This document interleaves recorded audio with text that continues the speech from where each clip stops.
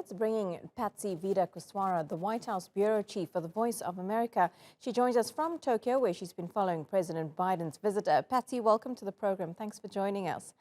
Now, the U.S. president has commented on Taiwan 3 times in 9 months. As an experienced politician, he must surely know the impact his statements are having.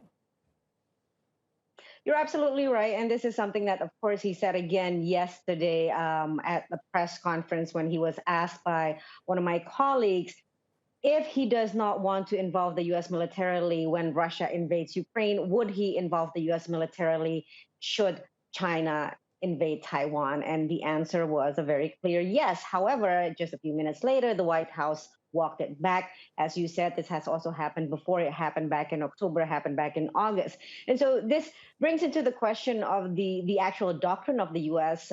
For Taiwan, which is this doctrine of strategic ambiguity. And I just feel that, with something like this, with this doctrine, whether Biden is moving away from the doctrine or actually reinforcing it with his statements, that's just it. We just don't know whether he's moving away or he's actually reinforcing it, because it is designed to be strategically ambiguous. However, the White House reiterates again that the U.S. policy towards China has not changed, towards Taiwan has not changed, still supporting the One China policy and still supporting the Taiwan Relations Act, which basically just means that the U.S. will provide the means for Taiwan to defend itself in the occasion of a Chinese attack, not that the U.S. has a commitment or an obligation to defend Taiwan should that case happen.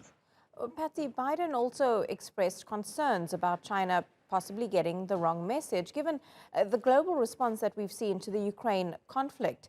Defense Secretary Austin said Washington can help Taiwan defend itself rather than direct U.S. military involvement. So how different are Taiwan and Ukraine and their situations from the U.S. perspective?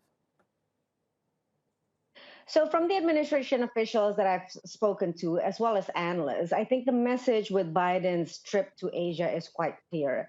It's essentially a signal to China that should you try something that is, equivalent to what Russia is doing in Ukraine, whether it's on Taiwan or on the South China Sea, there will be a very firm response from the U.S. as well as its allies. And we can see this message being reiterated by U.S. allies in the region. First, it was South Korea, and then now in Japan.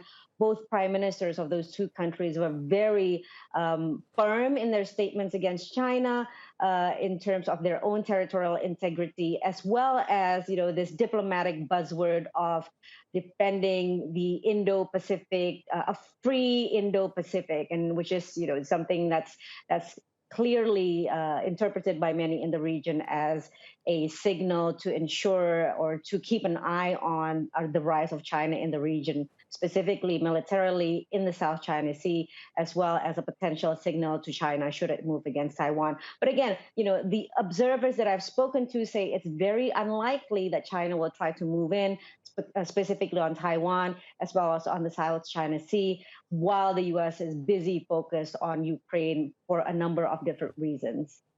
And Patsy, this meeting of the Quad leaders, the USA, Australia, Japan, this is all happening at the moment. What's Biden hoping to achieve with this informal group that's come together? Well, we already know what they're going to be announcing, even though the meeting is still happening right now. They're having a working lunch, and then right after that, they'll be following up with bilaterals between Biden and Modi. One of the key things that they will be announcing from this summit is this new partnership that they're calling a partnership for maritime domain awareness, which is essentially Quad countries grouping together, putting in their resources, and allowing the monitoring of the waters in the Indo-Pacific and the Asia-Pacific, whether it's for illegal fishing, whether it's for human trafficking, sharing of data, sharing of resources. Now, all of this is, of course, done with an eye towards China. As you know, that the Chinese naval capabilities have improved significantly in the past decade or so. It is, in fact, in terms of its vessels, it may be one of the most capable navies in the world. And so this kind of a partnership that's being done with Quad countries, making it available to regional countries, is definitely something, another signal from the Biden administration that they're really just shoring up their allies in the region to make sure that China does not continue, any kind of expansionist ambitions. Patsy Widakuswara live to us there from Tokyo. Thank you so much.